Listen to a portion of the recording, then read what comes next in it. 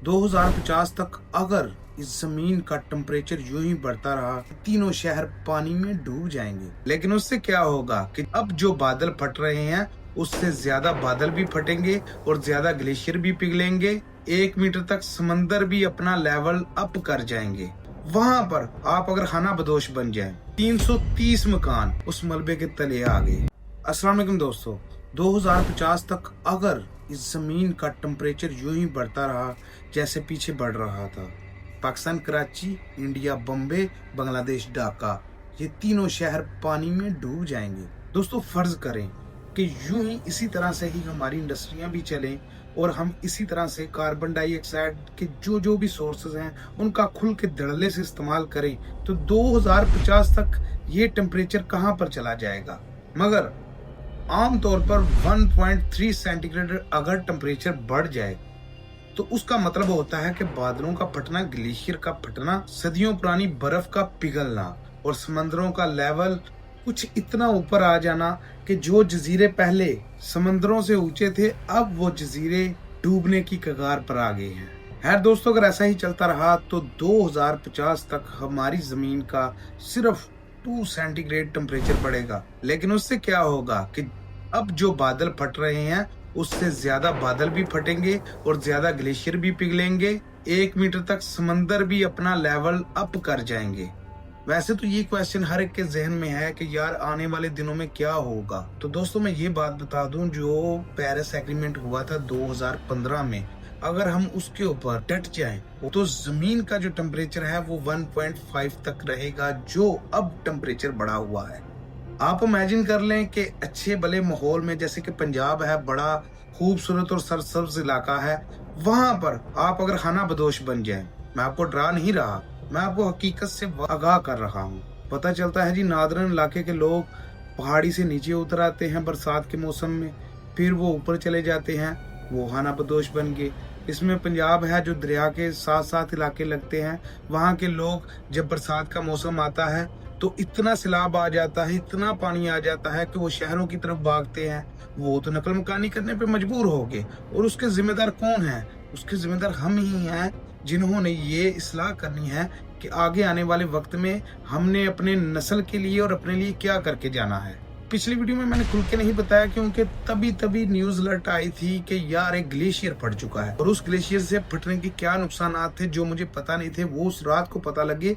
330 मकान उस ग्लेशियर फटने से उस मलबे के तले आ गए। क्या होता है कि आप बड़े आराम से बेड के ऊपर बैठे हों और अचानक आपको कहे कोई बाहर सैलाब आ रहा है, आप निकल के भागो। और दोस्तों उन लोगों के साथ कुछ ऐसा ही हुआ, वो कुछ भी नहीं ले पाए अपने साथ, और ये बड़ी गनीमत है कि वहां उनकी जान बच गई। और उनकी जान बचाने वाले थे अंसर। दोस्तों अंसर जो बकरवाल हैं, ये पूरी ऊंचाइयों पर अपनी भेड़ें चरा रहे थे। तो होता क्या है, जब ये ऊंचाइयों पे चले जाते हैं तो रात भर भी वहां पर ठहर जाते हैं क्योंकि सफर लंबा होता है। और रात को 3 बजे जब ये ग्लेशियर फटता है तो अंसर के पास था एक मोबाइल फोन, जिससे अंसर ने अपने बाप को कॉल की और उनके बाप ने कॉल उठाई। जब उन्होंने ये सुना तो उन्होंने अपने बेटे को अपने मोहल्ले में भगाया, लोगों के घरों में, और ये इतला देने के लिए कि अपने घर छोड़ के निकलो, इस साइड को वो ग्लेशियर का मलबा आ रहा है।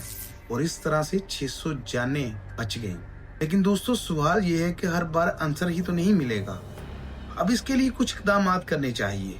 अगर पहले से ही वार्निंग सिस्टम लगे होते तो ये नुकसान थोड़ा सा और कम हो सकता था, क्योंकि लोग कुछ टाइम पहले ही अपना कुछ ना कुछ सामान निकाल लेते जो जरूरी या कीमती था। उसके अलावा सैटेलाइट से मॉनिटरिंग भी हो सकती थी इस इलाके की कि अब ग्लेशियर का हुजम क्या है, ये कितना सुकड़ रहा है, ये कितना फैल रहा है। ये सैटेलाइट से मदद ली जा सकती थी। जमीन पर ऐसे सेंसर लगाते जो पानी की सतह को मापते रहते कि पानी बढ़ गया है या कम हो रहा है। ड्रोन सर्वेलेंस और बारिशों का डेटा वगैरह इनके पास होता और झीलों की निगरानी होती। दोस्तों इस ग्लेशियर फटने से, इस हादसे से बहुत बड़ा डिजास्टर था, पाकिस्तान का बहुत बड़ा डिजास्टर था। इस डिजास्टर से लोगों ने क्या सीखा, या हुकूमत ने क्या सीखा, या अवाम ने क्या सीखा? सबसे पहले तो लोगों को ये तरबियत की जाती कि अगर ग्लेशियर फटने वाला हो तो उसके पहले कौन से साइन होते हैं जिनको पहचानना चाहिए। घरों और सड़कों की तमीर करते हुए ये चीज देखनी चाहिए क्योंकि कोई भी चीज बराह रास्त ऐसे ही किसी वकूए के सामने तो नहीं आ रही। इमरजेंसी ड्रिल्स, इलाका छोड़ के फौरन भागना, ऐसी मशकें करवानी चाहिए वहाँ की पब्लिक को।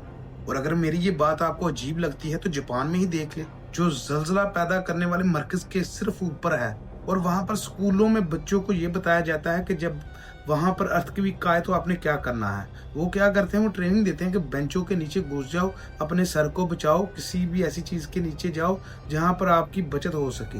दोस्तों, मेरा बस बात करने का ये मकसद है, जब भी ऐसा हुआ हो लोग पैनिक ना हो जाएं, लोग सोच समझ से काम लें और उस मुश्किल के लिए तैयार रहें। तो दोस्तों, क्या ये पाकिस्तान का मसला है? ये नहीं, ये पूरी दुनिया का मसला है।